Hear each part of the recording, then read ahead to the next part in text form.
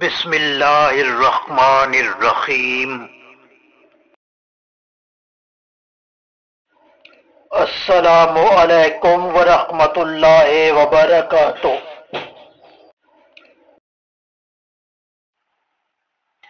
لمحات اردو زبان و ادب میں خوش آمدید۔ آج کی ویڈیو میں ہم دیکھیں گے کہ جماعت نہم کے طلبہ و طالبات کس طرح اشعار کی تشریح میں زیادہ سے زیادہ نمبر حاصل کر سکتے ہیں۔ جماعت نہم میں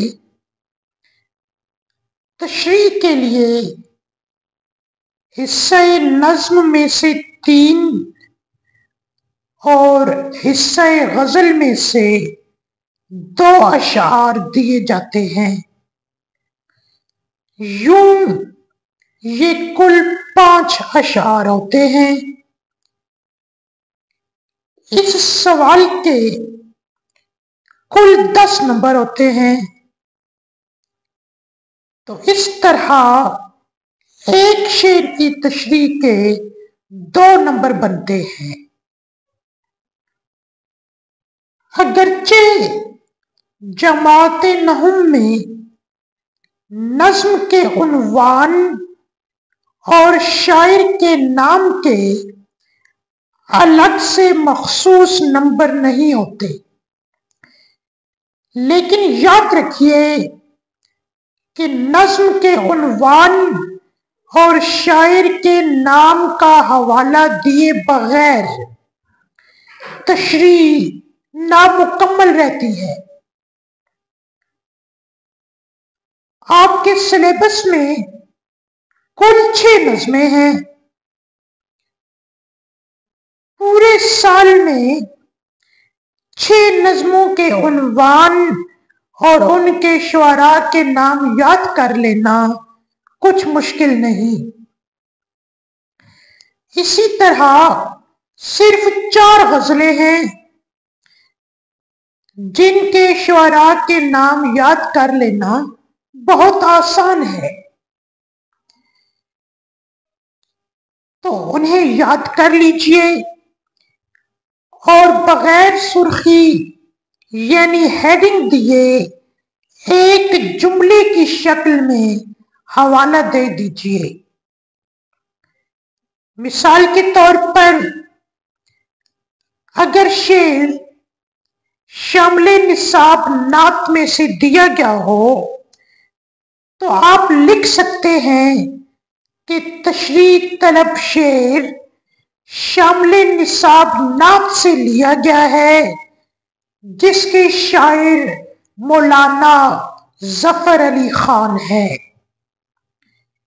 اسی طرح اگر بالفرض میر تقی میر کی غزل سے شعر دیا گیا ہو تو آپ یوں لکھ سکتے ہیں کہ تشریح طلب شعر میر تقی میر کی شامل نصاب غزل سے لیا گیا ہے۔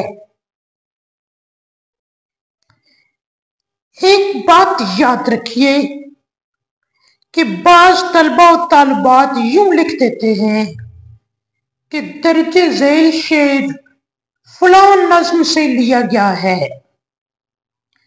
اس کا مطلب ہے کہ نیچے لکھا گیا شعر، تو آپ نے درج ذیل نہیں لکھنا بلکہ تشریحی طلب شعر لکھنا ہے۔ شاعر کے نام کا حوالہ دینے کے بعد شاعر کے بارے میں 1-2 تعارفی جملے لکھ دیجئے۔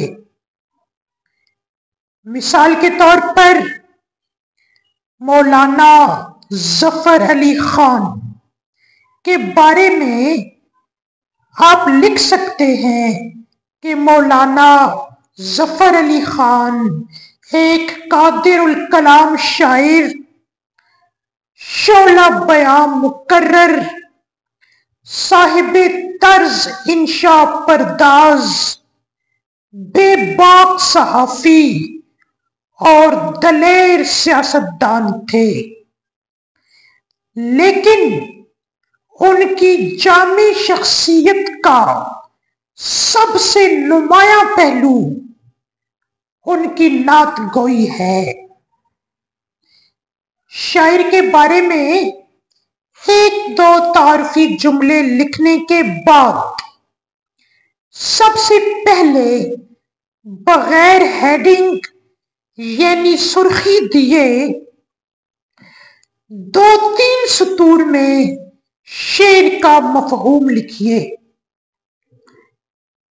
बाज़ तलबा मफहूम की अलग से सुर्खी दे देते हैं, लेकिन एक उसूल सब सवालात के लिए याद रख लीजिए कि उर्दू के पर्चे में किसी भी सवाल में आपने उतनी ही सुर्खियां बनानी हैं जितनी बातें सवाल में पूछी गई हों।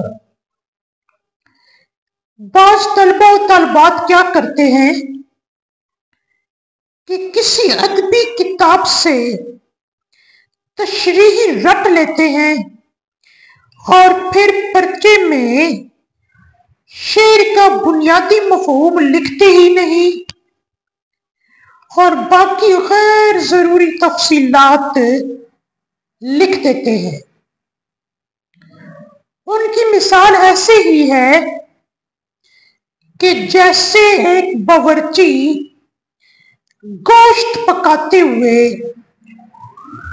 आला किस्म का घी इस्तेमाल करे और बहुत से अच्छे अच्छे मिसाला जात इस्तेमाल करे, लेकिन गोश्त डालना भूल जाए।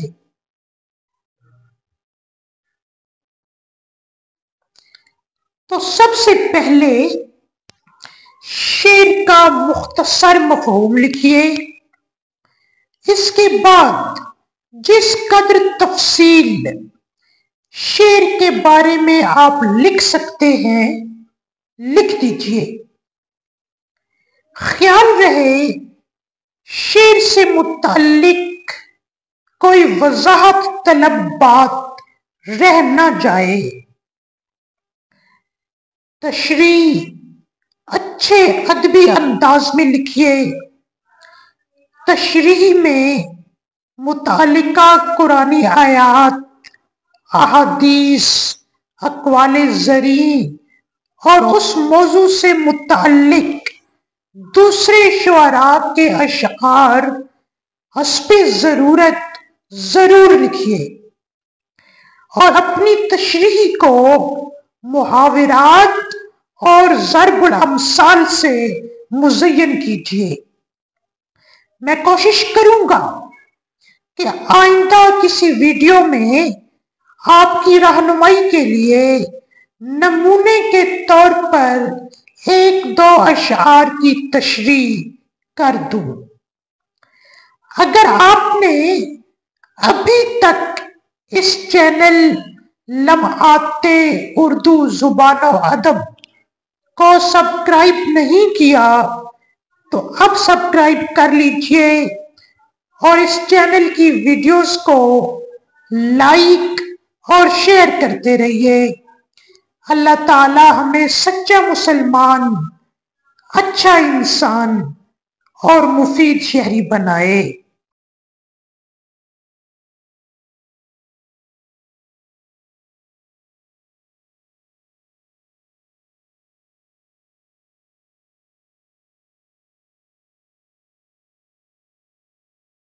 खुश रहें, मुस्कुराते रहें। मिलते हैं अगली वीडियोस के साथ। अल्लाह हाफिज।